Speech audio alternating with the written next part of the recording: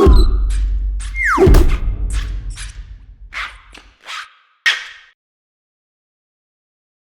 everyone, welcome to another Good e-reader review video. My name is Michael. This is Peter. Today we have the Tolino Vision. This e-reader is primarily available in Germany through Thalia bookstores and various Deutsche Telekom electronic stores and mobile stores. What are the exciting elements behind this e-reader? Well, it uses e-ink Carta, which is a brand new technology. It gives you faster, more responsive page turns. But what I really like about it is, unlike most e-readers that will have every 6 page give you a full page refresh, this one does it every 60 pages or every 100 pages. The resolution's fairly solid, 1024 by 758. It does have a front light. It has a 1 gigahertz processor, 512 MB of RAM, and 4 gigs of internal storage. Let's get a 360 view on this. This has to be one of the better looking e-readers out there. It's sleek, it's designed very well, it's got really good build quality. You can kind of bend it and it doesn't make that creaking noise. It has a good color scheme too, so you have black on the front with a lit up center button. I guess this is the home button. And we have very nice rounded edges, kind of a copper colored backing, even though it is plastic. On the top we have the power button and the light button. Nothing on the side, nothing on the other side. And on the bottom we have the micro USB, the reset button, and the micro SD cards. So it's very simplistic and very nice looking overall. You can see for yourself that the screen is actually flush with the bezel. The only other e-reader to do this effectively is the Kobo Aura. Correct. Every other e-reader has had about a 2 to 3 millimeter gap that the screen kind of sits in. That's to protect the screen, but and most of those e-readers actually use like infrared technology, right, not capacitive, whereas this is a capacitive exactly touch screen. So this is the home screen of the Tolino Vision. So you can see on the bottom here is featured book recommendations. As well, if you make any notes in any of your ebooks, it actually saves it as an independent file here where you can read all notes, but then all of the notes are available in each of the novels. You can see here the Wi-Fi indicator, the glow light indicator, and your battery life.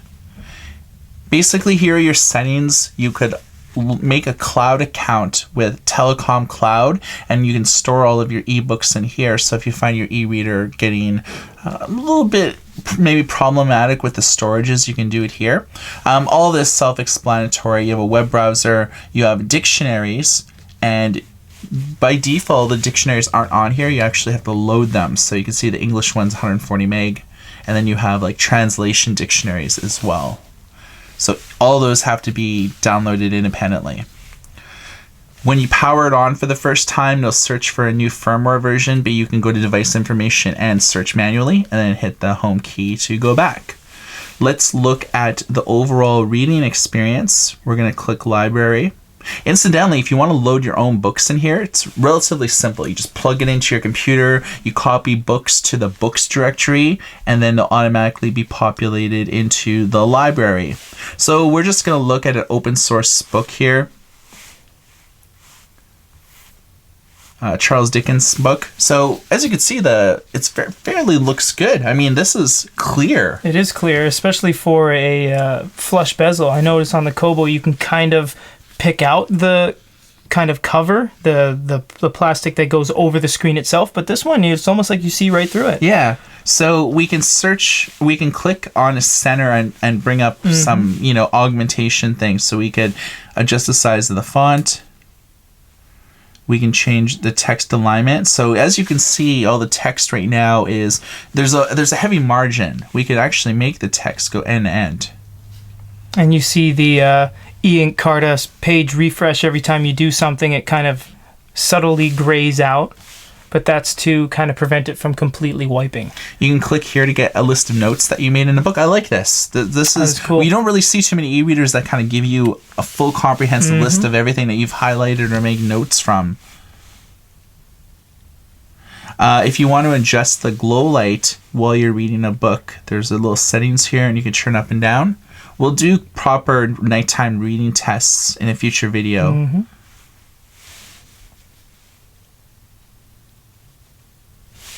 You can see here your table of contents, so I can jump up to a specific page if I wanted to. You also have the navigation bar on the bottom where you can go to a quick page as well by either go to page or the slider. Right. So finally, you have publisher standards to font settings. We have like line spacing and things like that. So we'll change a few things here.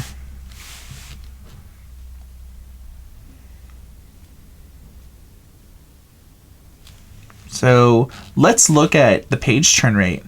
As you can see, fairly quick. And not too bad. You don't really see any of the full page refreshing like you do on other books. But you do actually have control over this, actually in a settings menu.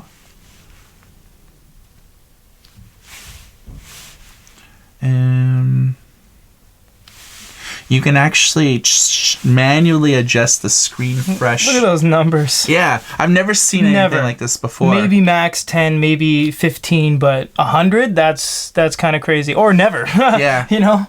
You might get a little bit of ghosting if you choose never. I think so too. That's a disclaimer, everybody. Ian Card is usually pretty good about that anyways, though, so wouldn't worry too much.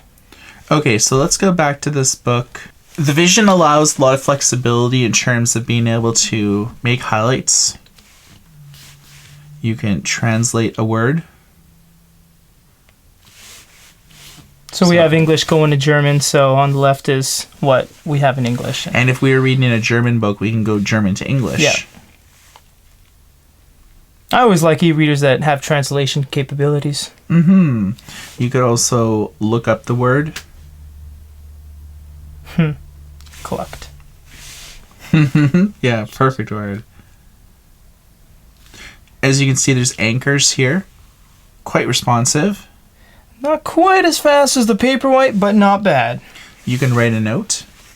Now, when we turned this on, we noticed that it had a German keyboard or something, so it went Q, W, E, R, T, and then there's a Z and then a Q or something. So, yeah, I guess there's different keyboard layouts for everything. Hello, so we'll apply that. So there will now be a note associated with that highlight. And page turns are very quick, as you can see. And if you make a highlight, it keeps it as well. Even if you make a note or a highlight, it'll both highlight. All right, let's look at the PDF experience. I know that this is something that a lot of people really like to know when they're managing their e-reader. So this is a science PDF we've seen before. We kind of use it as a standard to review all of our PDF capabilities. It's only 17 pages. Yeah, exactly. The Dungeon Master Guide's like 200 pages. It's several hundred MB. So there's no pinch and zoom capability, so you have to actually double tap to get into this secondary zoom. And from here, you can drag this around, but it's very horrible looking. But I must say, this does this very well. The second you're done dragging it, it's done. It doesn't have to take that extra stage to buffer. I think what's happening is that, yeah, there's no buffering between when you are started to drag and then when you release. Yep. A lot of e-readers will have a mirror of the document as you're scrolling it around to avoid this. Yeah. And then when you let go, it'll take a second or two for it to render. This instantly renders, but I find that it's just like, this might prospectively send people into seizures. Yeah. It's awesome. Yeah, it's pretty bad looking. And we don't have any long press capabilities or anything like that, but if you do tap the middle, you do get a couple options up here. Now, what Michael just pressed is a to text, meaning it's going to convert the entire PDF to TXT. Now, we thought this was in a different language at first because we were like, why does it look like that? It's just basically unreadable. Well, what they do is there's no spaces. Yeah. They don't actually convert the spaces. So right here it says simulation with the exclamatory, but there's no spaces. Yeah, so it ends up, it's almost a useless feature in this point in time. I totally agree. And then we've gone back to PDF. I mean, it has potential to be a good feature, but as it stands, I mean, if you're just compressing everything into one gigantic sentence, what's the point of it? Yeah. So yeah, there's really no way to avoid like the woeful PDF experience. It is actually a pretty bad PDF experience. It is. I was very surprised because when I was dragging that around, I'm like, wow, this is great. It just immediately loads, but you know, all things considered, didn't really didn't have the best experience. Couldn't really read the PDF comfortably. No, it's true. I mean, the Paperwhite too has pinch and zoom problems, but at least I can read it. So this is how the average book title looks in the store here. So all the titles are in German. There's really no English content. I mean, there's the odd English book here, but primarily because this e-reader was built and designed to compete against Amazon in Germany and the surrounding area, it's a pure German book. So and they have about 1.2 million titles in here, which is fairly solid. That is pretty good, actually. And even though you changed the e-reader to English, this is no longer part of the software. You're accessing an outside source, so everything's going to be in German. The menus, everything. So that's what's going to be happening. So in the library here, you can actually delete books if you want. So I could... And why you see we have doubles is because when we loaded the books onto the device, all they had was books or the root. So we put them in both just to be sure. So you can see there's a duplicate of this book. Yeah. So I can click next, and it'll actually remove the title. I like that. No other e-readers really have that complex of a management that allow system. you to like delete titles That's right like on it. computer commands right there. So you do have some different views here. See what list view looks like. Yeah, this will look more like a Kindle. And then you could search for a particular title as well. You get about 2 gigs of free cloud storage with this book that you could hold your titles. And there's a 5 MB file size limit. So it's a good way that you could carry your library with you. And it's all done through the sign up buttons here. So all in all, the Tolino Vision, I think, makes a really good e-reader in terms of your standard ebook. When it comes to PDFs, it's... At this point in time, unless they fix the firmware, there's going to be no reason why you would even want to read a PDF on here. The technology is really sound. I mean, everything's there. This is basically the most current, version of e-ink tech, a gigahertz processor. It's fast. E-ink Carta, a really nice front light. Yeah. I mean, this hardware-wise has so much going for it that I feel like 1 or 2 firmware updates away will make this super polished. All the technology's there. They have multi-touch. They have capacitive. They can make pinch and zoom run like nothing. They have and like Mike said, they had the amount of hardware specs to be able to run a PDF smoothly.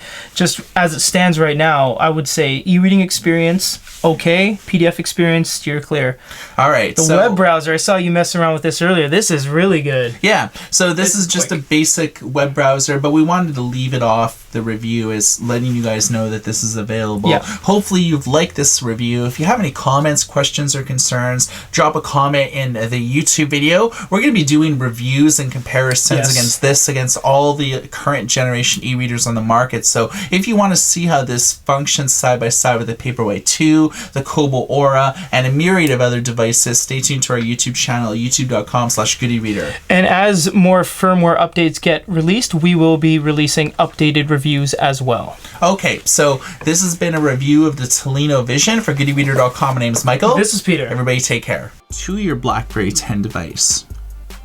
And the ability to install Android files is actually something rather new with BlackBerry, which suddenly makes it a viable device because you don't have to rely on BlackBerry World for your apps. You can actually install apps directly from the Good eReader App Store.